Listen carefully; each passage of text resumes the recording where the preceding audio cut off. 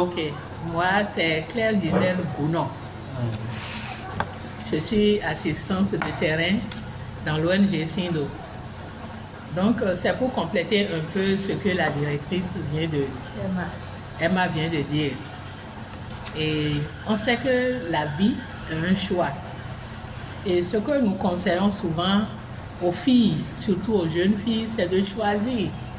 Parce que vous avez beau étudier et vous avez eu de grands diplômes.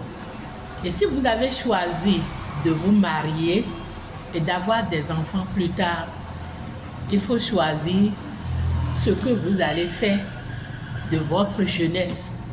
Côté sexuel, je veux dire. Bien sûr. Donc, la contraception. Choisir entre la contraception et l'abstinence. Nous sommes chrétiennes, catholiques. Donc, l'abstinence, on nous enseigne l'abstinence. Donc, on leur parle quand même. Il faut qu'elles choisissent entre faire sa vie. Elle m'a parlé tout à l'heure de méthodes contraceptives qui amènent plus tard des maladies. Des maladies, surtout les cancers. Les cancers qui peuvent vous empêcher d'avoir des enfants. Et si vous vous mariez, surtout en Afrique, ici, ça tue. Si vous êtes en vie, si vous arrivez à vous faire soigner et que ça n'a pas encore créé de séquelles sur votre anatomie et le côté génital, vous allez devoir, surtout en Afrique, ici au Bénin, si vous vous mariez que vous n'avez pas d'enfant, la belle famille ne va pas vous accepter. On va chercher à vous remplacer par une autre femme qui peut donner de l'enfant, qui peut donner des petits-enfants. Donc, on leur parle, on leur explique la situation. Si elles savent qu'elles veulent avoir des enfants plus tard, de choisir dans ce qu'elles veulent faire. Les méthodes naturelles, comme vous l'avez dit, on ne peut pas les conseiller aux petites filles, aux petits-enfants. Aux grandes personnes, vu ce que les contraceptions amènent plus tard, les méthodes naturelles vous conservent quand même, vous préservent de maladies que vous pourriez contracter à partir de ces méthodes-là. Elle avait parlé d'exemples. Moi, je suis un exemple palpable de méthode moderne de contraception. Je n'étais pas comme ça. Ça fait que je suis aujourd'hui hyper tendue. Je ne l'ai pas fait longtemps. Je ne l'ai pas fait du tout longtemps. Seulement 2 ans. Et je n'ai pas mis de l'implant. C'est une injection que j'avais faite.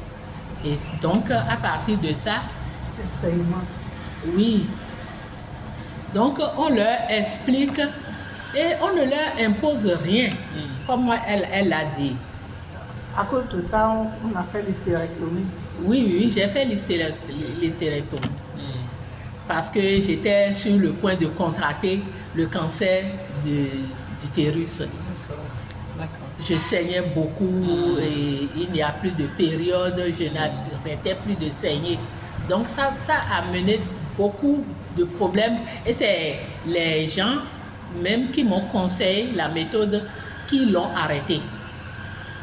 Donc vous voyez tout ce que ça peut donner. Donc on a de ces enseignements qu'on donne aux enfants. Et elle a déjà tout dit par rapport à ce que nous faisons. Par rapport à ce que nous faisons dans Zobodome, ce qu'elle a dit est déjà suffisant. Si je dois encore dire quelque chose, c'est de ne faire que répéter ce qu'elle a dit. Et par rapport aux enfants ici, par rapport à leur éducation, à l'autonomisation des femmes, on a déjà parlé de microcrédits d'épargne et crédits qu'on les aide à faire, qu'on les aide à suivre. Il y a aussi des formations qu'on leur donne. En général, c'est une population de femmes ignorantes parce qu'elles sont mal informées ou même pas du tout informées. Et il faut les informer, les former.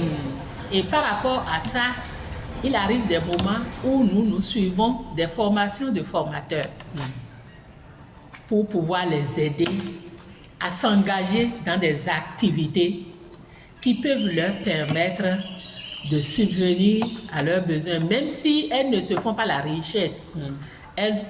Ces activités peuvent quand même leur permettre d'être indépendantes, de ne pas trop dépendre du mari, parce que c'est quand tu dépends trop du mari que ça amène encore le problème, la violence. Donc, par rapport à la violence faite aux femmes et aux enfants, on insiste surtout sur les filles en milieu d'apprentissage.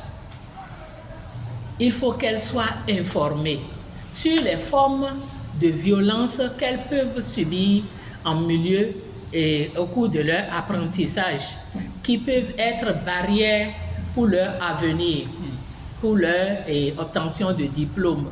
Donc, on les informe non seulement sur les violences là, mais on les oriente aussi sur les structures auxquelles elles peuvent se rapprocher en cas de violence pour être protégées. Donc voilà. Je peux ajouter, si vous n'êtes pas fatigué. Ah, moi, je suis jamais fatigué.